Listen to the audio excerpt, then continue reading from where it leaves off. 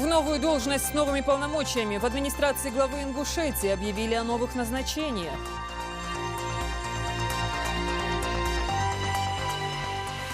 На добрую память имя Героя России Ахмеда Катиева увековечили в историческом формуляре. Величие гор не превзойти ни одному земному чуду. Убедиться в этом можно, посетив курорт Ингушетии. Международный день гор. Это новости 24, в студии Лейла Цурова. Добрый вечер. В администрации главы Ингушетии сегодня объявили о новых назначениях. Указом Юнусбека Евкурова в должность вице-премьера и руководителя аппарата правительства вступила Лейла Гадаборшева. Также поздравления главы принял Руслан Зангиев. Он назначен директором ингушского филиала компании «Ростелеком». Хава Султыгова подробнее. Лейла Гадаборшева официально вступила в должность руководителя аппарата правительства. Юнусбек Евкуров поздравил ее с новыми полномочиями и нацелил на плодотворную работу.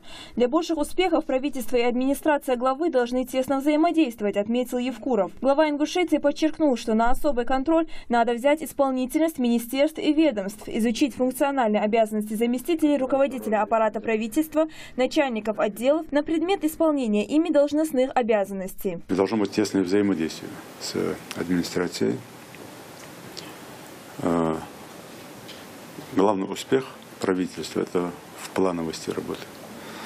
Если вы грамотно выстроите систему планирования и организации работы, в этом случае сбоев будет меньше. Они будут, но их будет намного меньше. Бесспорно, на особый контроль брать те поручения, которые дает глава республики. Напомню, ранее должность руководителя аппарата правительства занимал Вадим Кудряшов. Он проработал на этом посту чуть более года. Свои слова напутствия высказал ему глава республики. Они знакомы еще со службы в вооруженных силах. Работа на госслужбе на этом у Кудряшова не заканчивается. Он переходит в правительство Москвы. Новым директором ингушского филиала «Ростелеком» стал Руслан Зангиев. Глава поздравил его и отметил, что нужно незамедлительно приниматься за работу, и указал на существующие проблемы. Уже сейчас вам надо личный твиттер, личный блог, живой журнал и другие форумы создать для людей, чтобы они обращались напрямую к вам. Много проблем по скоростному интернету, много проблем по связи, много проблем, не то что много, но много жалоб. Поэтому надо очень серьезно организовать тот коридор, по которому к вам будут обращаться граждане. Руслан Зангиев сообщил главе республики, что ознакомился с текущим состоянием дел на предприятии. Были обозначены вопросы, проблемы. Проблемы какие? Это линии связи. Наши линии связи, коммуникационные линии связи, доступ к широкополосному интернету. Потом по штатному расписанию, не штатному расписанию, а о заработной плате. Средняя заработная плата у нас будет 16-17 тысяч рублей. Ингушэлектросвязь была на хозрасчете, а такая компания, как Ростелеком, это очень большая компания, и будут хорошие вложения в нашу республику для развития нашей связи. В отрасли Зангиев работает с января 2001 года. В 2006 был назначен директором Карабулакского узла связи «Ингушэлектросвязь». Хава Султыгова, Тимур Карахоев. Новости 24. Ну а после важных кадровых назначений перешли к обсуждению не менее важных вопросов модернизации здравоохранения. В лечебных учреждениях для удобства больных необходимо ввести электронные очереди, отметил глава региона. А также нужно выявлять и жестко пресекать хамское отношение медперсонала к пациентам. Это необходимо взять на жесткий контроль главврачам. Они должны регулярно интересоваться о лечении у самих больных. Также Евкуров призвал поддерживать отечественного производителя и местных предпринимателей, если это касается закупок продуктов питания и мебельного инвентаря. Сегодня депутат Народного собрания республики Абдулвагап Асканов сделал в историческом формуляре очередную запись. Она касается указа президента России от 30 сентября 2013 года о присвоении полковнику юстиции Ахмеду Катиеву звания Героя Российской Федерации посмертно за мужество и героизм, проявленный при исполнении служебного долга. 9 декабря глава Ингушетии Юнусбек Евкуров передал его семье золотую звезду героя. Напомню, Катиев погиб 27 августа в результате теракта.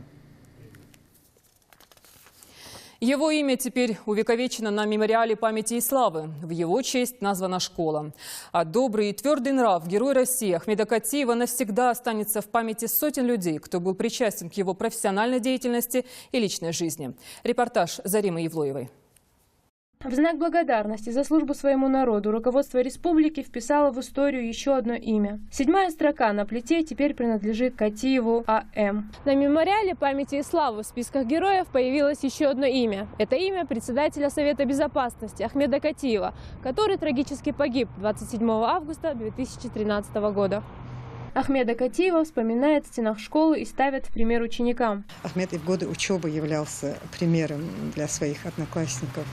И учителя школы, и его сотоварищи запомнили его как порядочного, доброго, отзывчивого, хорошего человека. День рождения школы с этого времени будем отмечать не как раньше, 11 сентября, а 21 января – это день рождения Ахмеда. Катиев теперь не только в списках героев, ведь в родном селе Ахмеда уже есть школа, которая названа его именем. В день передачи звезды родным Ахмеда учебный день в Инаркинской школе начался не как обычно, а с утренней линейки и воспитательных бесед, на которых рассказали детям о присвоении звезды. Ахмед бывал в школе настолько часто, что ребята знали его лично и не видели в нем высокопоставленное лицо, а лишь хорошего и доброго человека. Ахмед Катиев приезжал к нам на многие мероприятия, например, на 9 мая, на День учителя, на Новый год и награждение нашей учительницы Картоевой Ашат Алиевны. Я очень горда тем, что я учусь в той же школе, где учился Ахмед Катиев. Он виделся с нами, общался с нами. Он был очень хорошим человеком, добрым, отзывчивым. Говорил нам, чтобы мы очень хорошо учились, и чтобы мы любили свою родину, чтобы мы берегли своих родителей, чтобы мы учились хорошо. Новость о гибели шокировала детей. Батыр Дзагиев учится в 6 классе, но, несмотря на свой юный возраст, смог понять всю трагичность случившегося. Россия турпалхочун котнякан Ахмеда Катиев. Хавар вуззак аман вар хамайра динал долаш. Хавар аман ишш Секретарю Совета безопасности Ингушетии Ахмеду Катиеву присвоено название Героя России посмертно. Звезда героев была вручена его сыну в День Героев Отечества на торжественном мероприятии у Мемориала Славы. Более 2 лет Катиев руководил Советом безопасности Ингушетии и возглавлял комиссию по адаптации к мирной жизни молодых людей, которые вернулись из леса. Он не боялся за свою жизнь и помогал ребятам вернуться в семьи. Чем больше у народа героев, тем он богаче. Но если в этот список можно попасть, только переступив черту жизни, пусть фамилия Катиева в нем будет последней. Зарима Евлоева, Резван Аушев, Новости 24. Сегодня вице-премьер Мадина Гойгова устроила очную ставку соискателям работы и, соответственно, работодателям. За круглым столом собрались люди, которые обратились с просьбой о трудоустройстве к главе республики во время программы «Диалог с народом». Кому удалось оказать реальную помощь, узнаем у Светланы Томовой. Кадровая политика республики, в частности в органах исполнительной власти и подведомственных учреждениях, должна быть нацелена, первое, на создание сплоченного коллектива, который бы работал во благо республики. Во-вторых, политика должна быть направлена на омоложение своего кадрового состава. На встрече присутствовали и работодатели из разных отраслей. После обсуждения главных вопросов они на месте провели собеседование с соискателями. Шамсудин Султыков предложил одному из них работу инспектора отдела кадров на предприятии. Предложили работу инспектора отдела кадров. У нас большой штат, специалист должен быть высокого уровня, так как у нас запросы сейчас большие. Ежедневные отчетности, и должен быть грамотный специалист. Но не все соискатели, пришедшие на встречу, были довольны теми предложениями, которые были озвучены. Руслан Чепанов говорит о том, что он писал и просил чиновников о другой работе. Ведь прожить на зарплату 8 тысяч, которую ему предложили, в наше время тяжело. В семье Чепановых 12 братьев, и найти работу, даже имея высшее образование, крайне трудно. И та работа, которую мне сегодня предложили, это не по моему направлению. Я просто недоволен на этой работе. Но в любом случае я надежды не теряю, поэтому я постараюсь. Есть у меня опора, это глава республики. Я в любом случае постараюсь через него этот вопрос решить. Хотя некоторые чиновники могли бы этот вопрос решить уже давно. И все же эта встреча дала свои плоды. Многие из пришедших уже в скором времени смогут выйти на работу. Светлана Томова, Сулумбек Аздоев. Новости 24. Министерство, ведомства и местной администрации в режиме ожидания и полной готовности. В День Конституции Российской Федерации по поручению президента России Владимира Путина объявлен Общероссийский день приема граждан. 12 декабря в 12 часов дня каждый желающий может обратиться со своей проблемой. К Дню Конституции приурочили День приема граждан, когда любой желающий может задать свой вопрос главам администрации и различных структур. К этому событию готовятся во всех регионах Ингушетии. В тех населенных пунктах, где плохое интернет-соединение, прием будут вести по локальной связи. Администрации сельских поселений готовились к этому событию. У нас в районе 11 сельских поселений. Все они готовы. В администрации Карабулака также все готово к приему граждан. Подготовка проходит успешно, программное обеспечение было установлено тоже успешно. Как правило, мы объявили об этом на сайт, чтобы информировать население. Также была вывесена бумага приемная, чтобы люди знали, что будет некий прием граждан. Глава администрации сельского поселения Яндыре показал помещение, в котором будет проходить прием граждан, и рассказал о подготовке. Обучили этих специалистов, подготовили компьютеры, все, вот программу заложили, какая-то должна быть, которые будут работать непосредственно, вот, сидеть на компьютере, с компьютерами. И в Газиюрте подготовка уже завершена. Белла Богатырева рассказала, как работники предварительно оповещали жителей села о предстоящем приеме. Оповестили людей, также у нас развешена информация во всех магазинах тоже. На почтовом отделении почтальон оповещал. Проводился сход села. Земельный вопрос, оплата и качество коммунальных услуг, улучшение жилищных условий. В этот день каждый гражданин должен получить ответ на волнующий его вопрос. В день приема ни одно обращение не останется нерассмотренным, говорят работники администрации. А наши корреспонденты будут освещать ход событий в день приема граждан. Индира Манкиева, Мария Мистоева, Юнус Цучоев, Резван Аушев. Новости 24. Оказать помощь тем, кто хочет вернуться к нормальной жизни. С этой целью сегодня представители 79 регионов Госантинаркотического комитета в режиме видеоконференции обсудили вопрос создания национальной системы реабилитации наркозависимых людей. Заседание прошло в управлении Федеральной службы по контролю за оборотом наркотиков. Программа была разработана в прошлом году по указу президента России. Реализовать ее планируют в 2014-м. К работе привлекли специалистов, в том числе и антинаркотическую комиссию. В нашей стране насчитывается более 8 миллионов наркоманов, которые нуждаются в квалифицированной помощи. Сейчас ищут возможность финансирования проекта. Операцию под условным говорящим названием «Елка-2013» приведут в Ингушетии сотрудники МЧС. С 15 декабря по 10 января проверят на пожарную безопасность те места, где будут проходить праздничные мероприятия. Особое внимание уделят исправности автоматической пожарной сигнализации и системы оповещения людей. Также проверят противопожарное водоснабжение, состояние выходов и пути эвакуации. Если обнаружат сбои, нарушителей оштрафуют.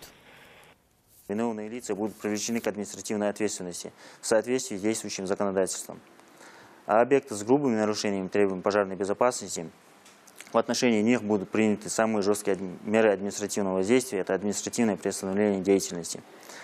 Будут проводиться не только проверки противопожарного состояния данных объектов, но и также будут проводиться беседы, противопожарные инструктажи, а также будет организовано распространение наглядной агитации. Нам бы хотелось обратиться к руководителям данных объектов, принять все необходимые меры по недопущению нарушения требований пожарной безопасности в период празднования новогодних праздников. Сегодня отмечается Международный день гор. По всему миру проводятся симпозиумы, семинары, лекции. И все для того, чтобы обратить внимание на важность развития горных регионов. Наша республика напрямую связана с этим праздником и отметит его с размахом. В Джейракском районе готовятся к открытию зимнего туристического сезона. Уже совсем скоро жители Ингушетии, конечно, туристы, смогут опробовать крутые склоны. Подробнее расскажет Руслан Абагачиев. Лучше гор могут быть только горы, которые готовы принять туристов. В Джейракском районе готовятся к открытию лыжной трассы. Осталось оформить последние документы и наладить систему, которая позволит засыпать склоны искусственным снегом. Канатная дорога уже работает в тестовом режиме. Здесь, говорят, первые гости смогут прокатиться на лыжах в канун Нового года.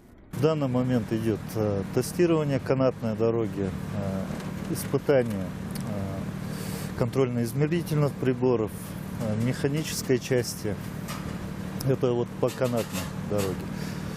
Также уже начато и близко к завершению детская учебная трасса. Сейчас завершаются земляные работы и будет потом установлен сразу сам бодилифт, то есть подъемник. Горнолыжная трасса заканчивается у здания лечебно-оздоровительного комплекса. Здесь уже ощущается настроение праздника. Как посетители будут отмечать Новый год, здесь уже знают. Сценарий торжеств готов. На сегодняшний день лечебно-оздоровительный комплекс Арамхи, можно сказать, полностью готов к приему гостей не только из Ингушетии, но и за пределами нее. Сегодня готовы комфортабельные номера, разработано специальное меню. Впрочем, в Горную Ингушетию едут не только за острыми ощущениями от спуска по горнолыжной трассе.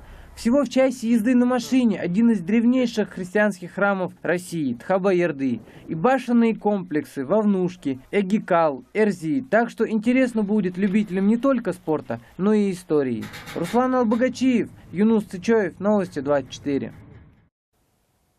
Спасибо за внимание и спокойной ночи.